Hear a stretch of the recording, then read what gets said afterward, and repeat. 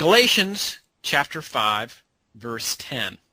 I have confidence in the Lord that you will take no other view than mine, and the one who is troubling you will bear the penalty, whoever he is.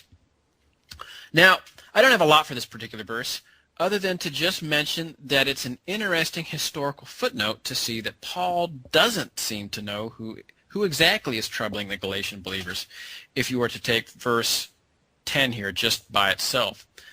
He knows the sin, he knows the false teaching, and he knows the difference between all of this. After he's laid his case out here in the preceding verses and chapters, he hopes that all can see that it is obvious to the Galatians and anybody else reading the letter that Paul's gospel is the correct view, with all others in conflict with it being excluded as incorrect or false. So he doesn't know exactly who the one who is troubling you is, but he knows the outcome, and he knows their doctrine backwards and forwards, and he says it's all false. Chris? Right. I tend to think that he has heard a lot about this guy, from the report. Yeah. Obviously has been pretty detailed. That's very possible as well. And it's like, and then he's saying that so-and-so and so-and-so, and then he said this so-and-so and so-and-so, and, it's like, I almost get the impression, totally unbiblical here, but that he's saying, that he does know who it is, but he's sort of not dignifying it with even naming the guy. But that's totally just thoughts.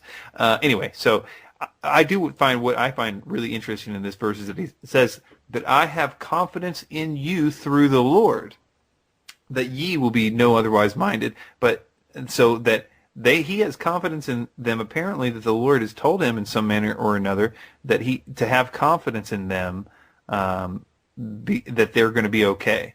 But then he says, but he that troubleth you, you shall bear his judgment, whoever he be.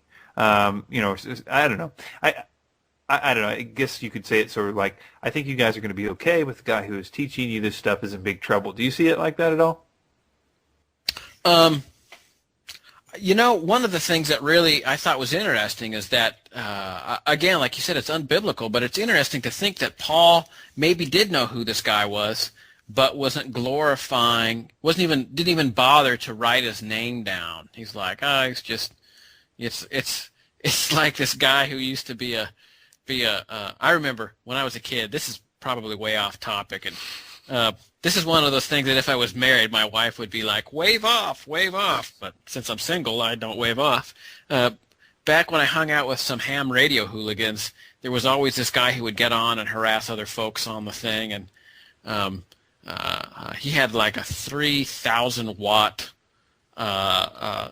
mobile unit. Everybody thought he was a base station, and he'd get on and harass people, and then they'd yell at him for a little bit, and then he'd hit the talk button, and it would just totally, drown everybody else out. And it was like, and he would start saying, oh man, there's all these people out there talking like they're just a bunch of little flies buzzing around my head.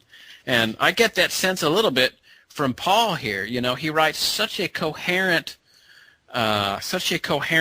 profound, pointed, strident defense of the gospel here, doctrinally, personally, theologically, systematically, from an account of facts, appealing to reason in some places, really revealing the gospel of grace through faith, even throughout the Old Testament from Abraham on, that it's like, it's just like the ham radio hooligan. Just a bunch of flies buzzing around my head. So. Well, Mike, that was an incredibly nerdy analogy. Sorry, I don't know. But I do get the idea that, can you imagine to receive the book of Galatians, as a letter rebuking your particular sin? It's just so detailed, it's so masterfully done, and it's written, if you look at it, to many of us. And many people, like Martin Luther in his situation, the book of Galatians spoke to him so clearly. But imagine having that letter written to you with your situation, speaking specifically of this guy and what he's specifically talking to you about.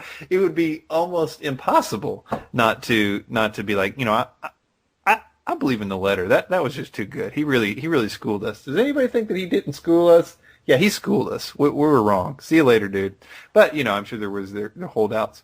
I was like, I'm still with you, Spike. I'm with you, Spike. I'll do it, or whatever.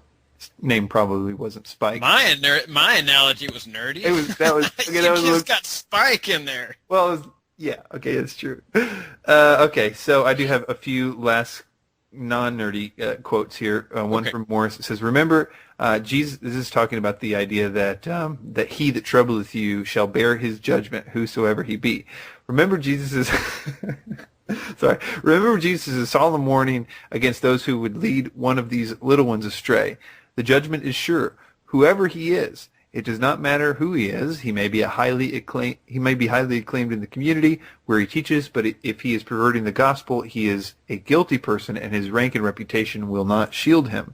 Spurgeon says, depend on it. Every man who troubles the church with false doctrine is amendable to the high court above, and sooner or later he may expect even a temporal judgment here below.